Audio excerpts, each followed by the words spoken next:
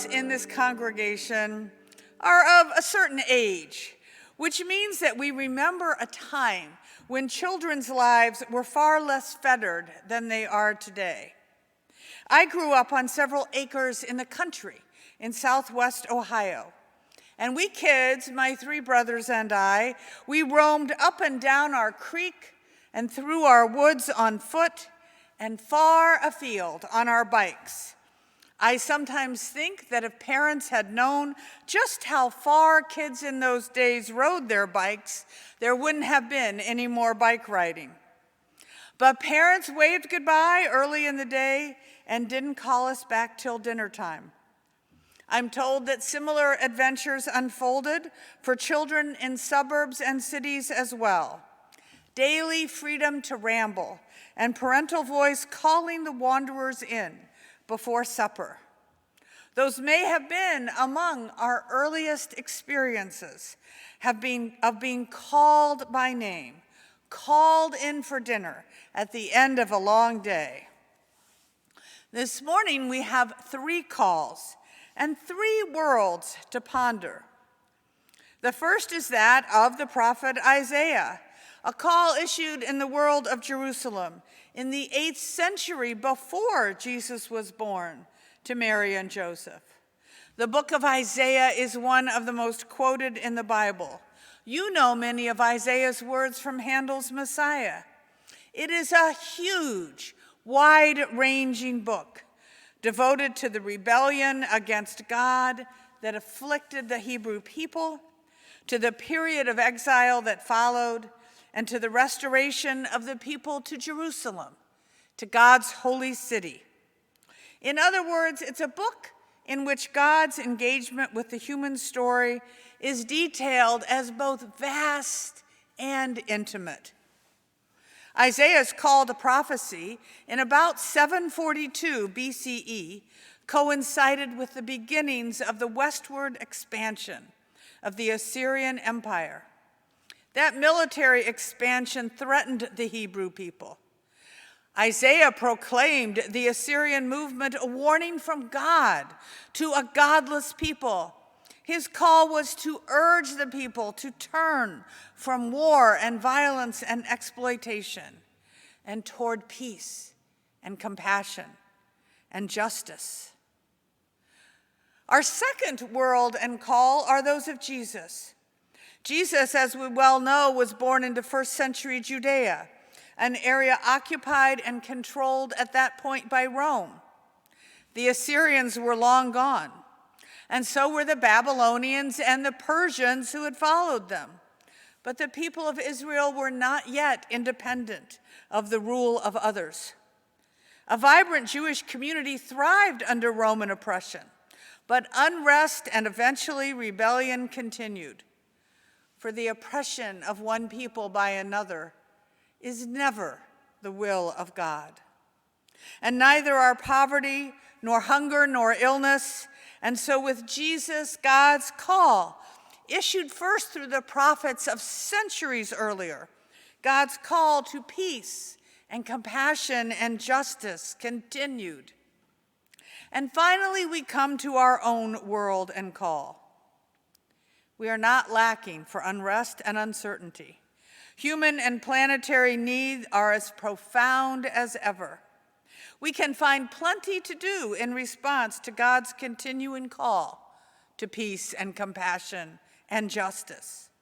We still hear that prophetic biblical call from Isaiah and from Jesus, and we continue to hear it from our own prophets, Gandhi in India, Martin Luther King Jr. in the United States, Nelson Mandela in South Africa, and so many others. Both of our biblical texts tell us that when God or Jesus reaches out to us, we are called to answer. They also tell us that God's call will not necessarily lead us into green pastures or still waters. Isaiah's call is actually terrifying. Isaiah tells us that his call came in the form of that vision that we just heard about it.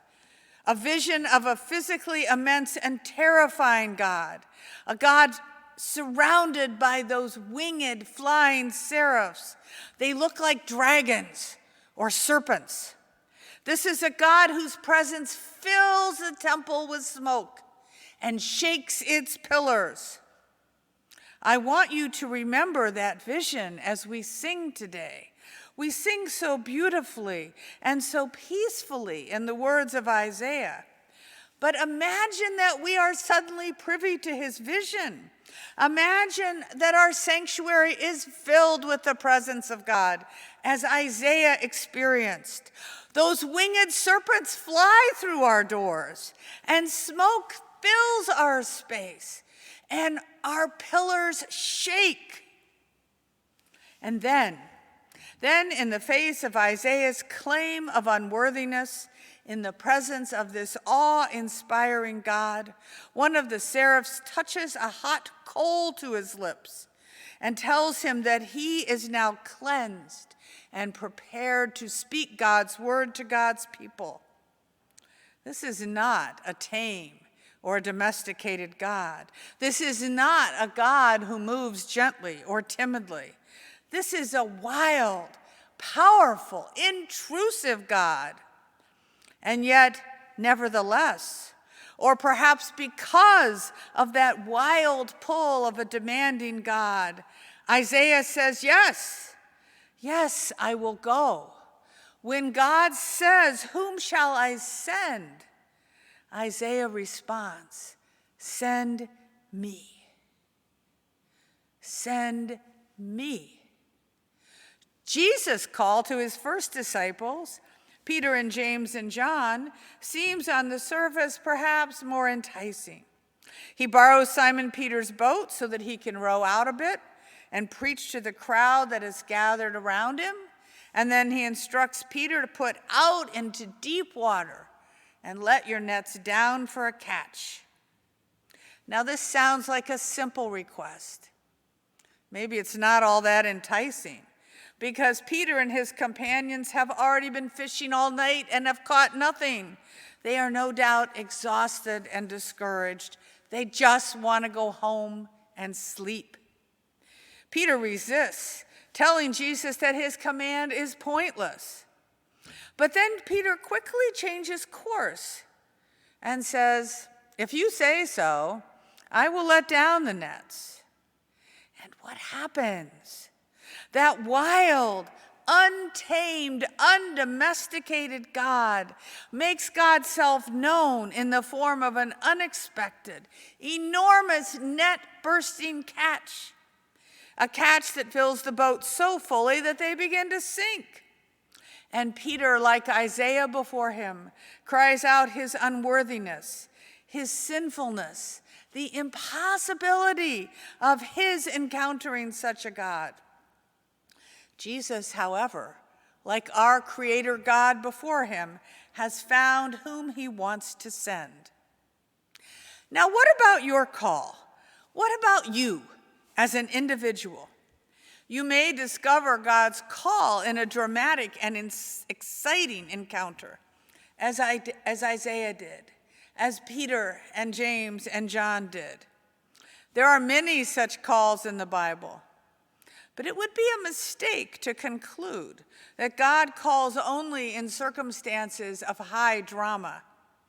Much more often, God's call comes in the form of a subtle nudge, something you may not even recognize at first as a call. Maybe you experience an unexpected answer to prayer. One of my favorite stories is one that one of my former congregants often shared. After his dear wife died of a long illness, his own loving, caregiving days behind him, he asked God for help in discerning what to do next in life. And there came a request to serve on a hospital committee. Then a request to serve with a Christian athletes organization. Then to serve as the congregation's financial secretary. Then to lead the stewardship campaign. And he kept saying yes, because as he told us all, he had asked God what he should do, and God kept calling him. What about you? Maybe you keep running into something or someone and it finally sinks in. God is calling. Maybe you have a deep desire to learn about something, which will turn out eventually to lead you to a new involvement. Maybe something happens in your life, something good, something bad, and you want to participate in that something in a way that brings hope or healing to others. Maybe you hear something in a church class or worship service, a prayer, a song, a reading, and you sense a nudge to do something with that. Of course, you don't have to respond. It can be terribly difficult or inconvenient to respond to God. Things may well not turn out as you anticipate. It can take a long time, before you see fruition in your work. In fact, you may never see it. So often people pass through our lives and we care for them, or we teach them, or we advocate for them, or we companion them, and we never know how things turn out. But when Isaiah responded to God's call, which was to a task far more difficult than most of us will ever have to undertake, he gave us words meaningful to us all these centuries later, meaningful in all circumstances of life. Here I am, Lord. Here I am. I will go. Now, what about God's call to Old Stone Church as a congregation? If Isaiah stands as an example of God's call to an individual, Jesus' outreach to the disciples in the fifth chapter of Luke represents his call to community. He starts with this small group, Peter and James and John, whom we will see again and again as his best friends and companions in ministry. They have had an unsuccessful night of fishing. They're tired and cranky, but he shows them that an enormous catch of fish is not only a possibility, but a reality, and then tells them of their new calling to catch people. In other words, they are now the leaders of a small band of disciples, and they are going to help him grow that little group into what will become a worldwide movement.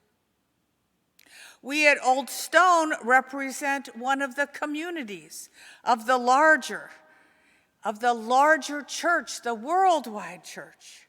And at this time of transition, it behooves us to ask, what does it mean for a Christian community to be called together like Jesus? Like the disciples, we are a motley crew. As many of you know, we have been working with a consulting group called Holy Cows. One of the things our Holy Cows has articulated about Old Stone is that we represent a diverse crowd in our theology, our politics, and our social concerns. This means that we hold in our midst numerous possibilities for friendship and mission work within smaller groups of like-minded people, but also across groups whose beliefs and positions diverge from one another. It also means that we face challenges.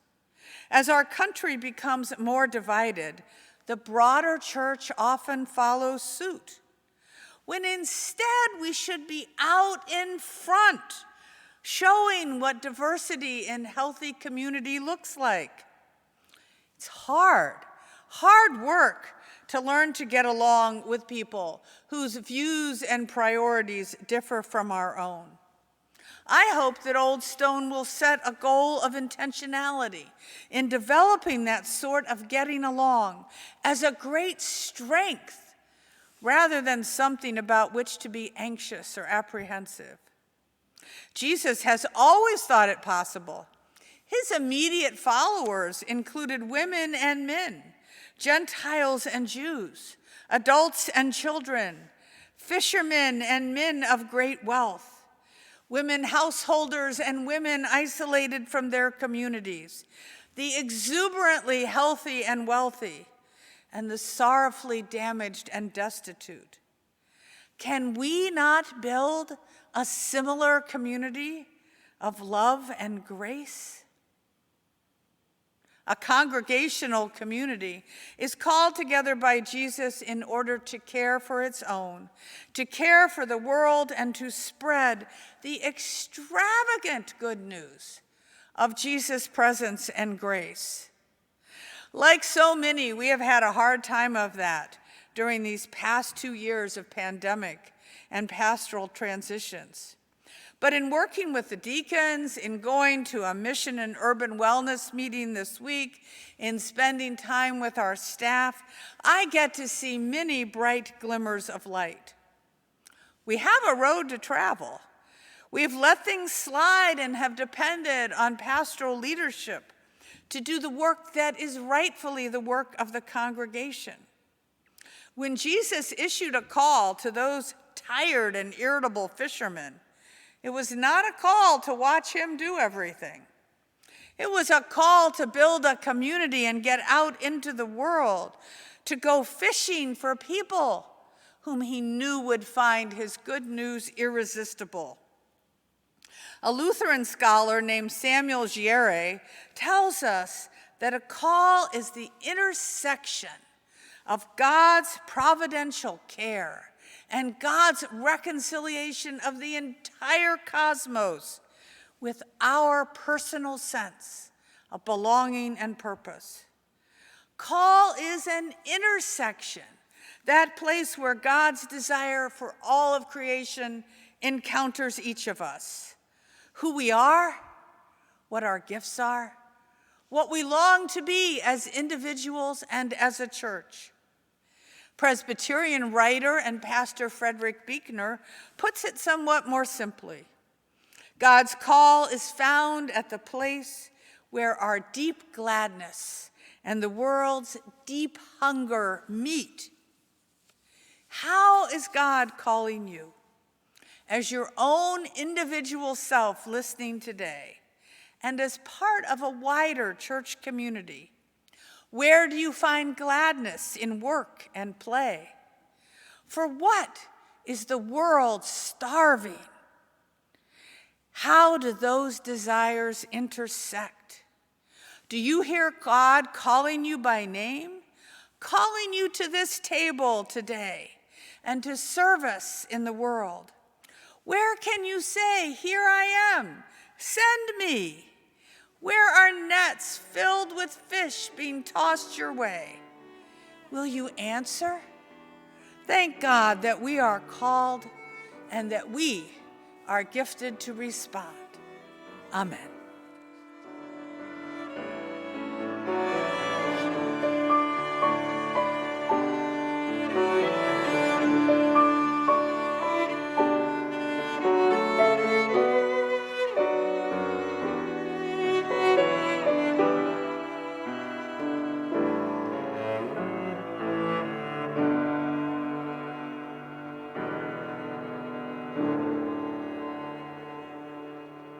Thanks for watching our video. Make sure to subscribe to get the latest and greatest videos from the Old Stone Church. And if you feel blessed by our message, please go to theoldstonechurch.org and click to donate.